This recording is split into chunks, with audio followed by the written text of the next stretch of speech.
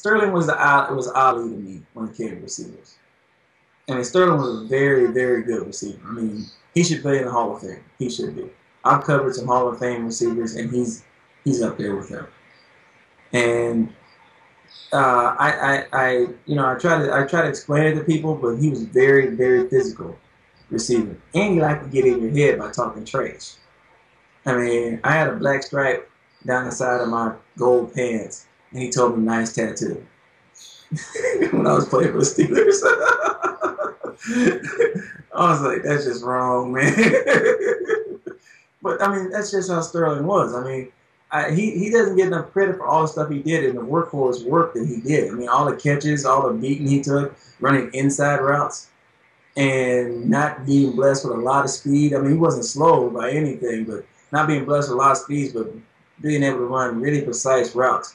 He would probably be considered a very, very tough Jerry Rice. You know, Jerry Rice was the consummate receiver. He had everything, just not a lot of everything, and not a lot of speed. Where Sterling Sharp, he had a lot of skills, but you know the things that they say you're supposed to be possessed with, you know, to be a great receiver, he didn't have. So he used his strength. And when I say strength, Sterling Sharp's strength was he wanted you to grab him, he wanted you to touch him, whereas Jerry Rice never wanted that.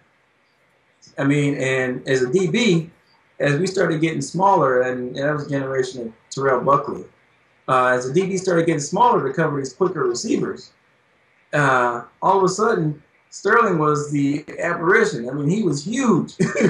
I mean, not really huge, but he was very, very strong. And when guys would come up to jam him and stuff like that, he would chunk them, throw them out of the way, just toss them like they weren't nothing. And then when he ran into me, which it was that all of a sudden they started coming into my type of DB, they started getting bigger and fast at the same time. And when he ran into me, he wasn't used to that.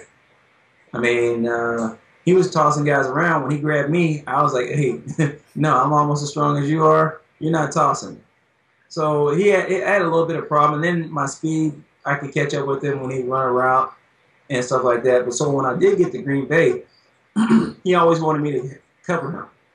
And then as he started getting better, getting running routes on me, and he started to run his double hitch move would get me to either explode or turn my speed on and then stop. And that's how he learned to get open, was he learned to get him to turn the speed on and then make him stop.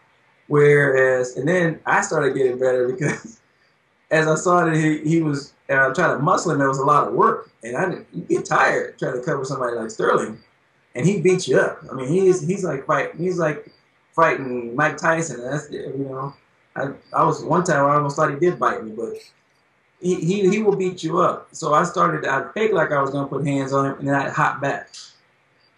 And and he's like, oh yeah, try that again, do it again. So then he ended up developing a move against that move once he saw you hop back. I mean, Sterling was always working on his next move, his next move, his next move. What am I gonna do against this guy? What's this guy? He wanted me to watch film on a guy and then act exactly like they would. Like when they used to have this one corner for the Buffalo. His name was Billups. And he used to get really low, and he used to be very patient at the line of scrimmage, and he would sting receivers. They just pop them dead off in their chest. And Sterling wanted me to watch him and learn how to do that. Well, I got okay with it, but I could not play that position as good as Billups did. I mean, that was Billups' style. But you know, we like going against each other because, I mean, I was nowhere, to be honest, I was nowhere near the guys that he wanted me to do, but I could fake it really well for him, so he could go to the games and just ball out. And when I found out the reason why everybody didn't like him, I was really, really upset that some of the media would jump on Sterling for different reasons. And that's when I really found out how the media would treat you if they didn't like you.